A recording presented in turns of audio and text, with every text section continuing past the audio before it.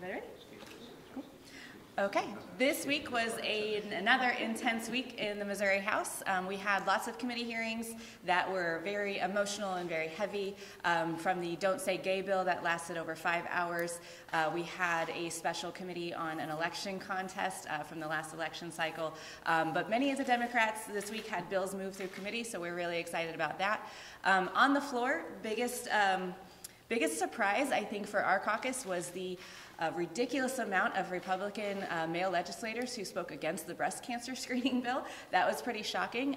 It was really nice to see women from both sides of the aisle stand up and tell their personal stories about how access to early screenings for cancer will be preventative and help save money, but also save lives. And we had a lot of personal stories of individuals within the chamber who are survivors themselves or family members.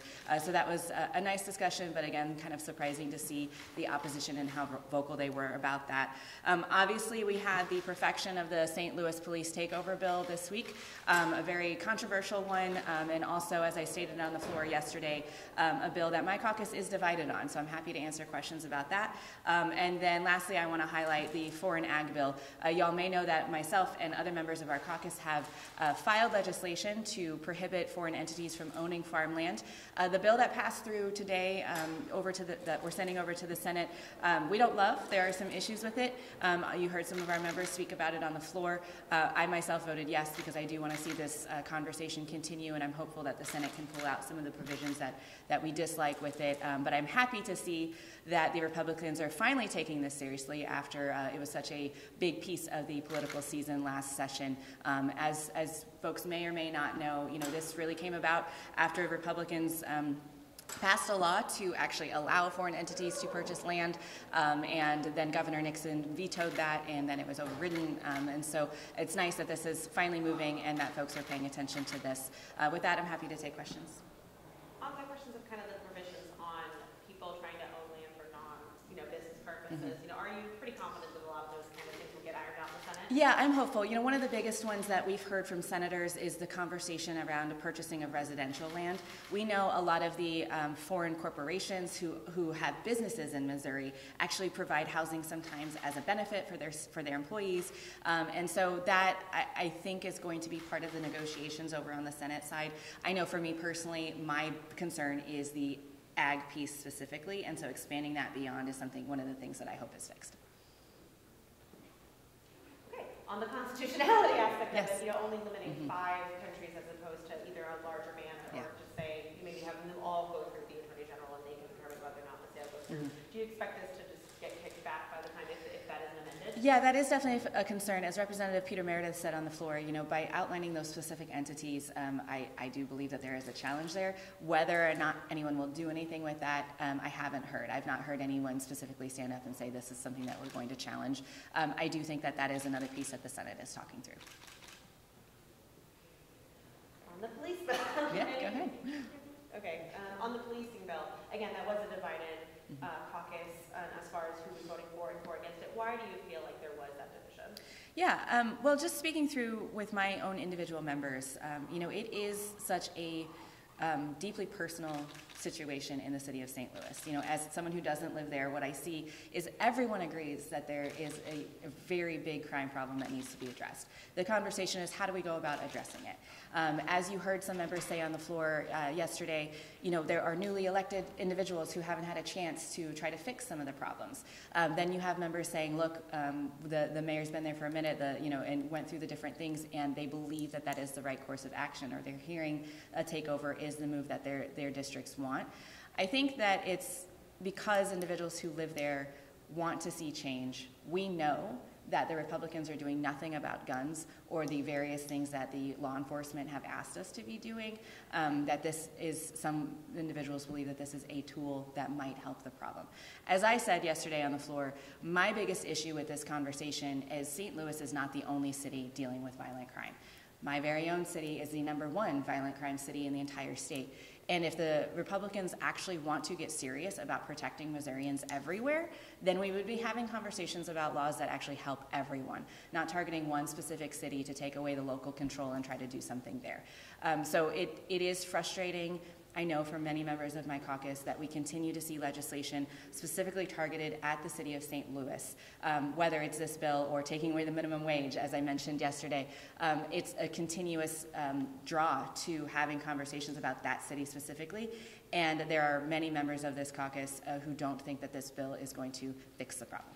Kansas City was brought up repeatedly. It's like, well, look at the, the beacon that is Kansas City as far as crime. How do you two feel as Kansas City representatives that you are under state control of the police? How do you feel it's kind of being used as an example of that instance of why St. Louis should be the same way? Well, right now, there's a lot of conversation going on in Kansas City in the community as far as local control versus state control. Right now, it seems that state control is working in Kansas City. There was a reason why the police department came under state control.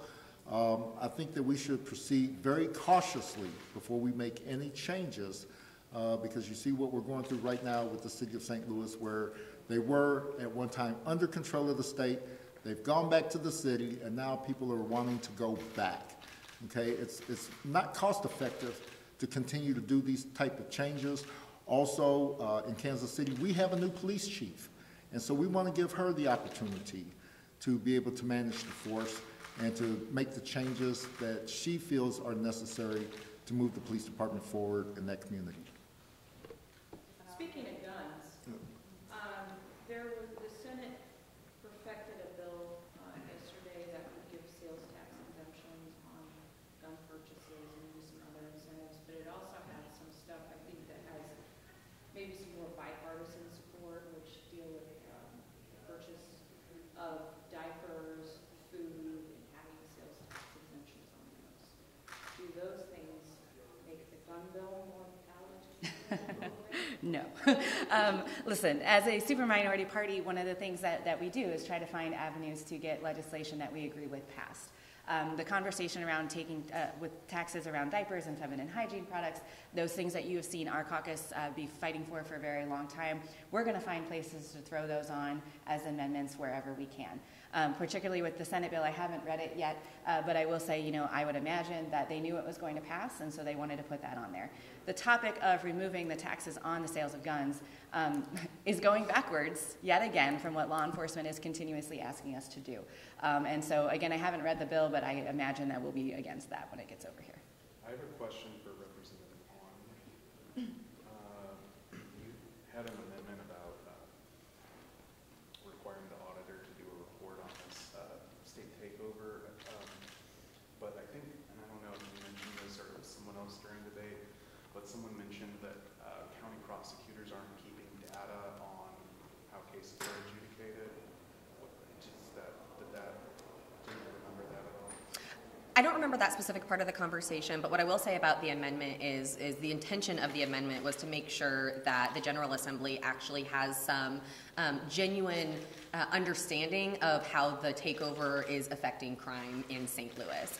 What I can tell you from someone who is in Kansas City and represents Kansas City, and we've had state control for a while, crime has increased under state control. So I really wanted to make sure that we had a line of sight as lawmakers into how this is affecting violent crime in the area that we're implementing it. How can you really tell whether any reductions or increases are the result of a state takeover?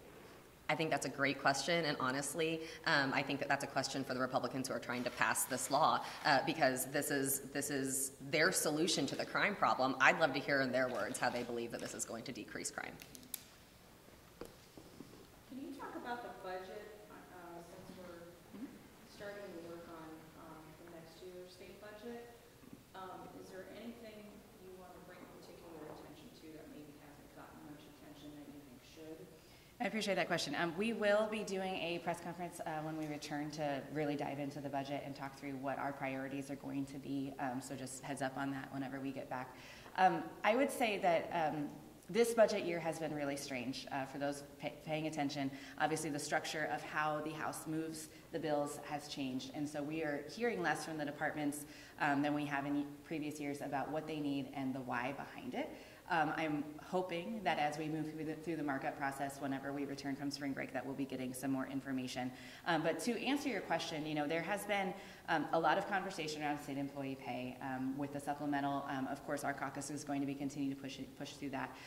Education is always on the forefront of the discussion. But I would say for our caucus, there are a lot of folks who are wanting to get to some of the more root causes of crime, as we've been talking about on the floor a lot. And some of that we see through things in the budget that are around poverty, after-school programs, making sure that we don't have food deserts throughout our state, making sure that we have child care, which has been a big topic across this year, but have we really dove enough into rural child care access and what we can do beyond just the tax credits that are moving that we've seen through the Senate.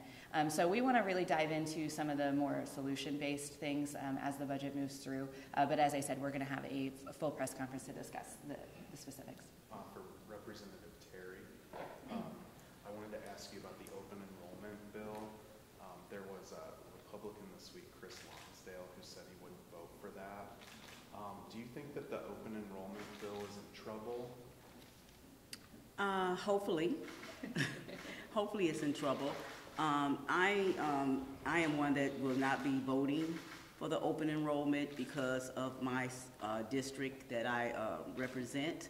I just feel that our teachers and our schools will gain their help if we're properly funded, and that if they spend their time throwing their efforts into supporting education and issues and teachers and not trying to shift students around from school to school. You can't take a child out of a school and think that that's going to help the education process. I'm going to feel much better when they come up with legislation that actually support our school system. Representative Perry, you're sitting here as the only St. Louis representative in this group. How do you feel about these bills that just seem to really be targeting just St. Louis? It seems to be kind of the entire Republicans against the St. Louis area right now. Yes. Well, I feel that it's a little unjust. We're looking at African-American elected officials, and I do feel like they're being targeted. The people have spoken. They made those choices, and I feel like if you override the people, then that's a problem. Okay. Any other questions? Okay. Thank you so much.